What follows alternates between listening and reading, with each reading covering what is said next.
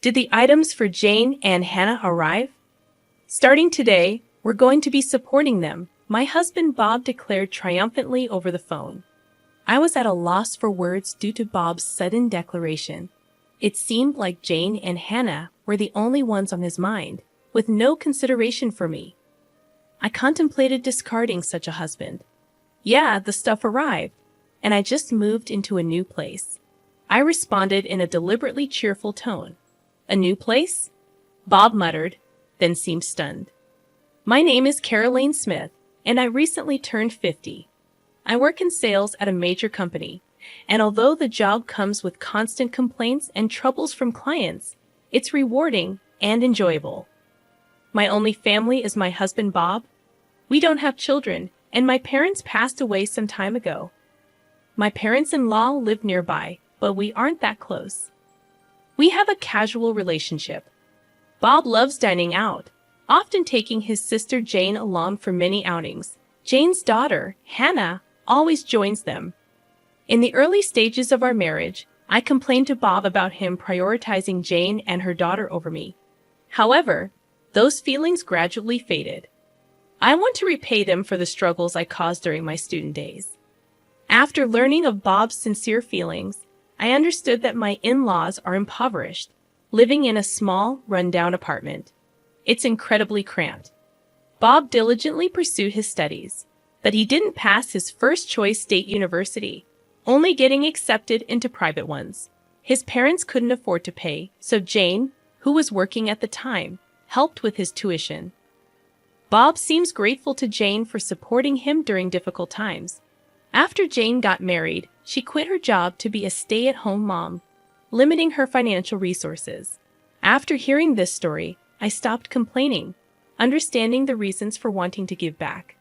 I thought it best to let Bob do as he pleases, despite a bit of loneliness. I'm going to go out to eat with Jane and Hannah now, Bob said. Bob is going to dine out with Jane and her daughter today as well.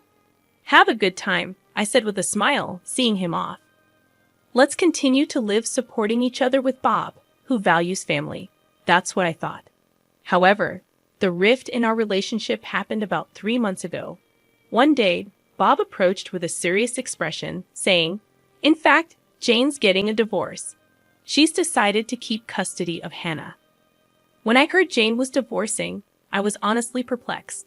Jane was the type of person I found difficult to deal with, going back to when I visited Bob's parents' house before we got married. Jane laughed uproariously at me, saying, "Bob, you're marrying her? She's so plain and has bad taste." Bob and his parents didn't say a word, acting like they didn't notice. So I had no choice but to endure Jane's rude behavior as I remembered Bob's declaration. I'm going to visit home every day for a while. Unlike you, who's thick-skinned, Jane is delicate. And I'm worried about Hannah too.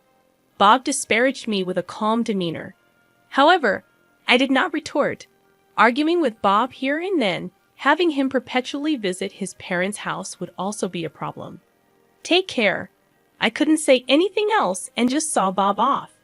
From then on, Bob spent more time away from home.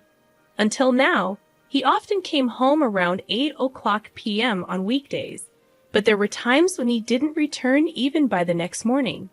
He was almost never home on weekends, and my loneliness just grew. When I returned from work and called out, there was no response at all, and the room was pitch dark. He must be at his parents' house again. With Bob's absence, I often found myself downhearted. However, when Bob was home, he began to annoy me more and more. That day, Bob was uncharacteristically at home, but he made an unthinkable request of me. "Jane told me you haven't given a housewarming gift yet. You're so stingy. You're getting a bonus soon, right? Buy her a designer bag or something," Bob said, as if I must do so. "A housewarming gift?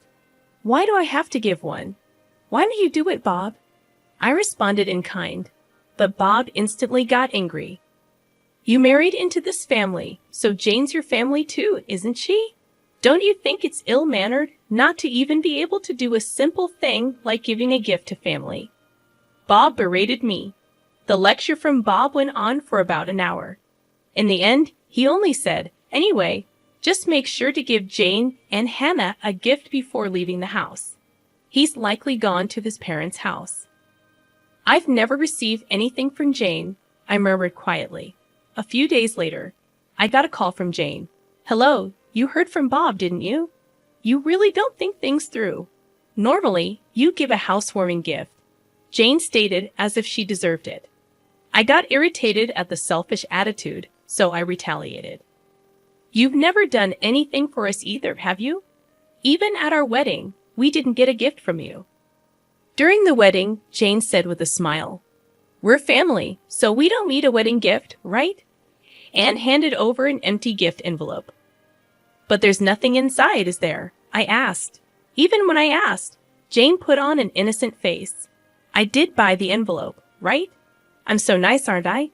Jane said with full confidence. I was at a loss for words at Jane's utter lack of common sense, and Jane had absolutely no restraint. She heartily ate the wedding meal and drank several drinks outside of the course. Even when I handed Jane the catalog gift for the guests, she complained, "Aren't there any luxurious items? If there were, I could take home several." "Caroline, you really don't think things through." That was the outcome, with her complaining like that. Remembering all that, Jane replied with a scoff, "You're my brother's wife. I don't need to give you anything, do I? You're the lowest in our family hierarchy. Rather, it's only natural for you to honor me. If you understand, go buy a new designer bag quickly." I was astounded at the way Jane spoke, unable to say anything. Hannah strikes up a conversation. "Caroline, make sure you buy my bag too. It has to be the one exclusive to the Fifth Avenue store, or I won't forgive you." "Bye, Hannah," laughing loudly with a ha-ha-ha. Hung up just like that. Unbelievable. Why am I the only one who has to endure this? I heaved a big sigh. After that, Bob just stopped coming home. Whenever he did come back, he would take money from my wallet without any regard for my desperate attempts to stop him. "You're always at home, so you're not going to use the money, right? I'll use it for something worthwhile. Be grateful." Waving a few bills, Bob left the house. I couldn't take this anymore. I was becoming worn out from Bob's selfish actions. Then one day, the doorbell rang, and I opened the front door. "Hello," I said, and someone who appeared to be a mover said, "Is this the residence of Mr. Bob Smith? We'll start moving the stuff right away," and began bringing a multitude of boxes into the house. I hurriedly tried to stop him, saying, "Wait a minute, we didn't order this." However, the mover responded with a slight troubled look. "It's Mr. Bob Smith's residence, right? We received a request directly from him." Perplexed by the mover's reply, I immediately called Bob. Fortunately, Bob answered right away. In the background of the call, I could hear the crude laughter of what seemed to be Jane and Hannah. I confronted Bob. "There are movers here bringing box after box into our house. What's going on?" Then Bob said something completely unexpected. "Oh, did the stuff for Jane and Hannah arrive? From today, we're going to be supporting them." "I don't need your opinion, got it?" Bob declared triumphantly over the phone. In the background, Jane started to speak. "Welcome aboard. Since you don't have kids, you must be thrilled to take care of our Hannah, right? Be grateful." Hannah voiced her displeasure with a tinge of offense. "What? This old lady is going to be like a parent? So embarrassing. I can't tell my friends." I was at a loss for words due to Bob's sudden declaration. Surely the in-laws' house must have become too cramped, prompting Jane to plead with him. "Our house is bigger and has spare rooms." No doubt they were requested by Jane and Hannah, who knew about this. It seemed like Bob only had Jane and Hannah on his mind. There was not a shred of consideration for me. I might as well discard such a husband. I made up my mind as I remained silent. Bob continued to issue orders. "Additional baggage will arrive in a week. I bought new furniture for Jane and Hannah online, so make sure to get things sorted out. We'll stay at our parents' place until then. We can't live in a room scattered with boxes." Bob said so with a laugh. "Hey, Isn't this too pitiful for Caroline? She has to sort out our stuff all by herself. Jane was also snickering. It's our precious belongings. Handle them with care. Hannah had the audacity to demand. I wanted to hang up this call so badly. All right. I simply said that and immediately hung up the phone. Right after hanging up the phone, I swiftly sprang into action. A week later, Bob called again. Did the additional baggage arrive? Did you tidy up the room properly? Bob probably wants to know the current state of the house. He seemed somewhat anxious. Unable to calm down, so I smiled sweetly. Yep, the stuff arrived. And I just moved into a new place. I responded in a deliberately cheerful tone. Ha, a new place. Bob muttered, and then was stunned. In fact, on the day Jane and Hannah's belongings first arrived, I promptly sprang into action and headed to a local real estate agent, directly negotiating to find a place to live.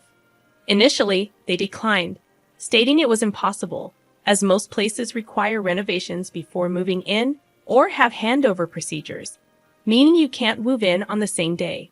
However, after checking with several agents, I was introduced to a women-only shared housing. It came with automatic locks, providing a safe environment for women to live in. The bathroom, toilet, and kitchen were shared, and electricity and gas were already set up, allowing for immediate use. Additionally, a cleaning service came regularly, making it a well-thought-out housing option. Since it was furnished, minimal luggage would not be a problem. According to the real estate agent, there was just one room available. I'd like to see the room right away. I immediately requested from the agent. They took me to view it straight away. And just by taking one look inside the room, I decided I'll take it. When I shared this story, Bob was visibly shaken, even over the phone. Moving out on your own is utterly unreasonable, isn't it? We're a married couple. Apologize to me right now and come home, Bob scolded me. Jane, perhaps shaken, hysterically asked, What's happening with our room? Hannah too yelled angrily, Don't mess with us, old hack. When I didn't rebut, Bob said, as if he thought of something clever, Do you think it's okay to do such a selfish thing? If we get divorced, you'll be the one in trouble, you know. That's right. With your age and looks, you won't find another suitor in the future, right? You're just a plain old lady. Your future is looking pretty bleak. How pitiful. Serves you right, Jane said, sounding rather pleased. In the background over the phone, Hannah was laughing and saying, The old lady's done for. At that moment, Bob said, sounding smug, If you apologize to us sincerely from now on, I'll forgive you. Unlike you, we're kind after all, he snorted through his nose, laughing. In the background of the call, Jane and Hannah were shouting in agreement, so I decided to set the record straight. Actually, Bob should be the one apologizing, don't you think? I know about the affair you're having. Bob was visibly shaken. The truth is, Bob had been cheating for over 3 months. The other woman was a colleague from his workplace. How did you find out? I thought I'd been utterly discreet. Bob asked, his voice trembling with fear. He must have been so sure he wouldn't get caught, so it wasn't surprising he reacted that way. Being the kind-hearted person that I am, I decided to tell him. I hired a private investigator just in case, because you've hardly been home, right? I thought maybe you were cheating. Good thing I trusted my instincts, and since Bob stayed silent, I just kept on going. I was shocked when the PI got back to me. They finished the investigation in 3 days. You were seeing her every day, huh? Those meals out with Jane and Hannah were only on your days off, it seems, I said, laughing. According to the PI's findings, Bob had been gallivanting around with his mistress every day after work. The money he'd likely been taking from my wallet must have been for her. Bob and his mistress were often close together, making it easy for the PI to get good pictures. I'm going to divorce you, Bob, and I'll be demanding alimony. And, of course, from your colleague, the mistress as well. Expect a certified letter at your office. Smirking at Bob after receiving the PI's results, I headed straight to a law firm. Even the lawyers seemed rather taken aback by the conclusive evidence I presented. How dare you? Bob spat out, clearly irate. When a certified letter arrives at the company, even without opening it, they'll probably have a pretty good idea of what's going on. It's not just going to Bob, but to his mistress at the same company. Surely, everyone at the office will find out about their affair. Hey, Bob, are you okay? The situation has taken a dark turn, and Jane sounded anxious. Jane must have been planning to have Bob and me take care of life's chores for her, intending to lead a leisurely life. Jane has a long history of being a housewife, and it's unlikely she can start working now. Bob is the only one to rely on, and it can't be helped, I guess. Bob, what are you going to do? I haven't worked a day since graduating from high school, and there's no way I'm doing a part-time job now. Hannah seems slightly troubled as well. Even when Jane and Hannah blame him, Bob remains silent, unable to say anything. I delivered a further blow to Bob. Bob, you probably haven't saved any money, have you? It's said in the investigation report that you've been generously spending on your mistress, even bought her the new designer handbag. Maybe you're in debt too. I dropped a bomb, and whether Bob is shaken up, he can't find the words. Ignoring him, Jane is yelling at him. What? You don't buy them for me. But why did you get them for your mistress? Are you kidding me? Plus debt? How much do you owe? I hate you, Bob. Even though I begged so much, you never bought me anything. Hannah also scolds Bob in a high-pitched voice. On the other side of the phone, Jane and Hannah are noisily complaining. Caroline, I really am sorry, so please handle these two somehow. Bob pleaded with me in an exhausted voice. But I have no intention of forgiving Bob. Why don't you deal with it yourself? I'm not involved, and it's what you deserve. Better tell your mistress soon. If you dilly-dally, a certified mail will reach your company, you know?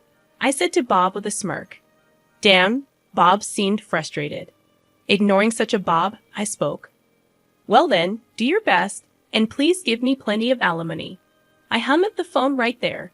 After hanging up, there were several calls from Bob, but I ignored them. Let Bob and Jane struggle as much as they want. I muttered quietly and set Bob's contact to block incoming calls. After that, my divorce with Bob was finalized. Initially, Bob resisted because there was dual income. Until now, Bob could afford to live even while he just messed around. With just Bob's income, maintaining the lifestyle we've had until now is certainly not feasible. It seems like Bob understands that, which is why he doesn't want to divorce me. However, I have decisive evidence of Bob's infidelity. Ultimately, I conveyed to him that I have absolutely no intention of reconciling, and that I will take legal action if he doesn't agree to the divorce any longer. With that, Bob, hanging his head down, said, I'll agree to the divorce, and stamped the divorce papers. So I demanded alimony from Bob and settlement for emotional damage from his partner. The amount was determined while being informed about the going rate from my lawyer. I believe it's a fair amount. In fact, Bob's partner paid it promptly. Apparently, she borrowed it from her parents after explaining the situation. However, it was a steep amount for Bob. Can it be reduced? Even though he said that numerous times, I ultimately rejected Bob's request during the meeting with our lawyers at the law office. How about I add on the money you stole from my wallet? I cheerfully asked. Bob turned pale as a ghost. That amount is fine. In the end, Bob, trembling, agreed. After that, both Bob and his partner resigned from their company. The reason was that their affair was exposed within the company. It seems that the delivery of a certified document brought attention to the relationship between the two. Even if the contents of the envelope were unknown, an envelope from a divorce law office tends to be pretty self-explanatory. One can generally guess what's inside. Eventually, Bob resigned because things got uncomfortable. Being the subject of juicy gossip around the office, perhaps he couldn't stand it. After leaving the company, Bob has been working in day labor via an agency. Due to his age, it seems he couldn't find another job right away. But payments won't wait. He has living expenses plus the installment payments of alimony to me, and the mortgage still has a long way to go. Moreover, the debts he likely incurred during his affair came to light. Life's probably going to be pretty tough, I bet. Sometimes I get messages from Bob through the lawyer to me. I was wrong. Please take me back. I'm begging you. I'm barely scraping by. If I'd known this would happen, I would have been nicer to Caroline, Bob says, reportedly weeping in front of the lawyer. I think he's really backed into a corner, but it's too late now. And the situation for Jane and Hannah doesn't look good either. Currently, they are living with Bob, but since Bob has no money, their living situation seems dire. One day, I got a message from Jane on my cell. I had blocked Bob's number, but I hadn't blocked Jane's. Seems like that backfired. Wondering what she could possibly want now, I answered the call. Hello, and the moment I answered, Jane begged me, please help us. We're living with Bob, but he has no money, and our electricity and gas are going to be shut off. We don't even have anything left to eat, Jane spoke in an exhausted voice. I was surprised that their living situation had become so desperate, but I had no intention of helping, so I brushed Jane off coldly. Why don't you work? You're healthy, aren't you, Jane? You used to work back in the day, right? Then Hannah, presumably next to Jane, spoke up. Caroline, isn't that harsh? You're working at a major company. You wrangled money out of Bob and his affair partner, so you must have some financial leeway, right? So you have a duty to support Mom and me. If you tell us your address, we'll come there. Take care of us. Hannah apparently has no intention of working even now. It's truly exasperating considering she's still young. Biting back a sigh, I conveyed my stance. Now that I'm divorced from Bob, I'm a complete stranger to you, Hannah. I have no intention of supporting you, and I don't want anything more to do with you. Don't call me again. As soon as I finished speaking, Hannah shouted, Don't mess with me, you old hag. You should just quietly take care of us. Tell us your address right now. After that, they kept shrieking for quite a while. Their characters will likely never change for the rest of their lives. I have nothing to do with this anymore. Goodbye. With that, I hung up the phone. I immediately blocked Jane's number. I never want to deal with them again. In their current state, they will likely face more hardship, but it's their own laziness that brought this upon them. I think it's fine if they continue to suffer. A year later, I decided to move out of the shared housing. It's a bit sad to leave where I made friends. The reason I'm leaving this fun and lively place is because I decided to adopt a dog. I met the dog at an adoption event a dog-loving friend invited me to, and I went along. That's where I had a destiny-filled encounter. While other dogs were being friendly with various people, this dog was different. It stared at me intently the moment our eyes met. I thought this dog might need me. After that, I attended the adoption events many times and deepened my bond with him. After several visits, joyfully, I was allowed to adopt him. However, the shared housing doesn't allow pets, so sadly, I had to move out. Now I live in a pet-friendly apartment. Dogs don't betray you, and it's so cute when I call. He runs towards me joyfully. There will probably be various difficulties in the future, but I'm not alone anymore. I want to move forward, facing forward, supporting each other with this beloved dog.